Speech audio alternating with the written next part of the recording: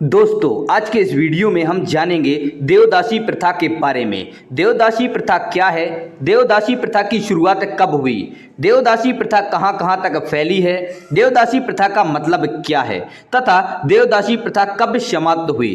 तो चलिए वीडियो को शुरू करते हैं।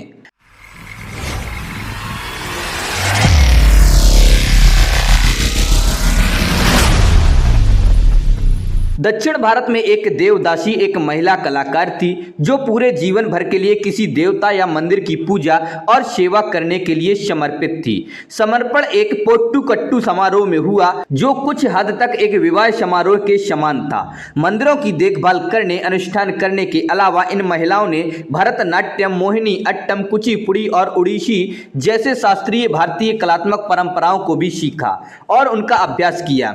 उनकी सामाजिक स्थिति उच्च थी क्योंकि नृत्य और संगीत मंदिर की पूजा का एक अनिवार्य हिस्सा होता है।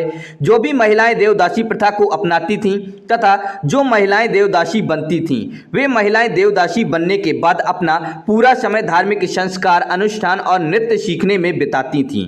देवदासियों से ब्रह्मचर्य का जीवन जीने की उम्मीद की गई थी। हालांकि इन अपवादों के उदाहरण हैं। 6वीं और 13वीं शताब्दी के बीच देवदासी का समाज में एक उच्च पद और सम्मान था और वे असाधारण रूप से समृद्ध थे क्योंकि उन्हें कला के रक्षक के रूप में देखा जाता था। इस अवधि के दौरान शाही संरक्षक उन देवदासियों को भूमि, संपत्ति और आभूषणों के उपहार प्रदान करते थे। भारतीय उपमहाद्वीप में ब्रिटिश शासन के दौरान राजा मंदिर को संरक्षक थे। इस प्रकार मंदिर कलाकार समुदायों ने अपनी शक्ति खो दी। नतीजन देवदासियों को उनके समर्थन और संरक्षण के पारंपरिक साधनों के बिना छोड़ दिया गया था। औपनिवेशिक काल के दौरान सुधारवादियों ने देवदासी परंपरा को गैर कानूनी घोषित करने की दिशा में काम किया। देवदासी पर औपनिवेशिक विचार भारत में कई समूहों और संगठनों और पश्चिमी शिक्षाविदों द्वारा गर्म रूप से विवादित है। ब्रिटिश औपनिवेशिक सरकार देवदासी को गैर धार्मिक सड़क नर्तकियों से अलग करने में असमर्थ थी। इससे सामाजिक आर्थिक अभाव और लोक कलाओं को अपनाना पड़ा।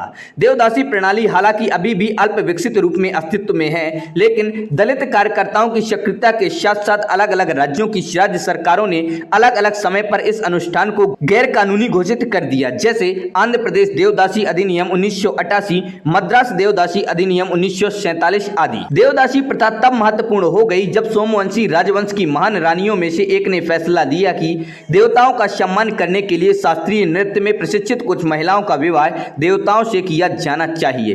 देवदासी प्रथा की शुरुआत एक थी जिसे बहुत सम्मान के साथ किया गया था क्योंकि जिन महिलाओं को देवदासी बनने के लिए चुना गया था वे दो महान सम्मानों के अधीन थीं। देवदासी के लिए चुनी गई उन महिलाओं का शाब्दिक रूप से देवता से विवाह किया गया था। उनके साथ ऐसा व्यवहार किया जाना था जैसे कि वे स्वयं देवी लक्ष्मी थीं। देवदासी बनी उन सभी महिलाओं को सम्मानित किया जाता था क्योंकि उन्हें वे महान महिलाएं माना जाता था जो प्राकृतिक मानव आवेगों, उनकी 5 इंद्रियों को नियंत्रित कर सकती थीं और देवदासी बनी ये महिलाएं स्वयं को पूरी तरह से भगवान को प्रस्तुत कर सकती थीं। क्योंकि उनका विवाह एक अमर से हुआ था, इसीलिए उन सभी महिलाओं को शुभ माना जाता था। देवदासी बनी उन सभी महिलाओं का मुख्य कर्तव्य शादी के बिना जीवन जीने के अलावा इस मंदिर की देखभाल करना और शास्त्रीय भारतीय नृत्य सीखना था। आमतौर पर भरतनाट्यम जैसे नृत्य जिसे वे मंदिर के अनुष्ठानों में करते थे, संरक्षकों को उनकी क्षमता के लिए उच्च दर्जा माना जाता था। देवदासियों को आर्थिक रूप से प्रायोजित करते थे। मंदिर पूजा नियमों के अनुसार नृत्य और संगीत मंदिर के देवताओं के लिए दैनिक पूजा के आवश्यक पहलू थे। देवदासियों को विभिन्न राष्ट्रीय शब्दों से जाना जाता था, जैसे कर्नाटक में बसवी,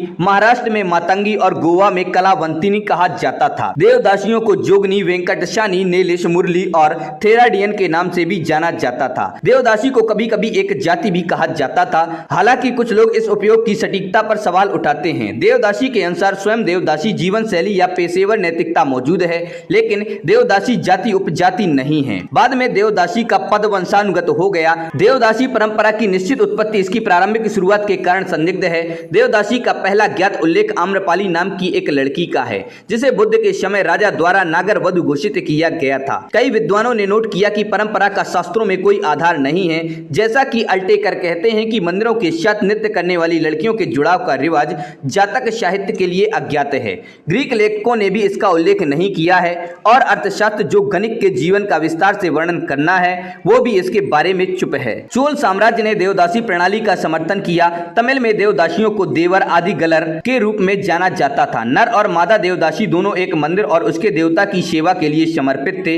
चोल साम्राज्य ने मंदिर उत्सवों के दौरान नियोजित संगीत और नृत्य परंपरा को विकसित किया। शिलालेखों से संकेत मिलता है कि 400 नर्तकियों, उनके गुरुओं और बैंड बाजा के साथ बृहदेश्वर मंदिर तंजावुर द्वारा तेल, हल्दी, सुपारी और नट्स के दैनिक संवितरण सहित उदार अनुदान के साथ बनाए रखा गया था। परंपरागत रूप से देवदासी या उसके बच्चों पर कोई कलंक नहीं लगाया जाता था और उनकी जाति के अन्य सदस्यों ने उन्हें समानता के आधार पर प्राप्त किया था। एक देवदासी के बच्चे को वैध माना जाता था और देवदासी स्वयं अपने ही समुदाय की विवाहित महिलाओं से बाहरी रूप से अप्रभेद थी। तो दोस्तों, आप लोगों को ये वीडियो कैसा लगा? पसंद आए तो इसे लाइक करें और अपने दोस्तों के साथ शेयर करें। हमारे चैनल पर पहली बार आए हैं तो हमारे चैनल फैक्ट्स क्रिएटर जी को सब्सक्राइब करें और बेल आइकन भी दबा दें।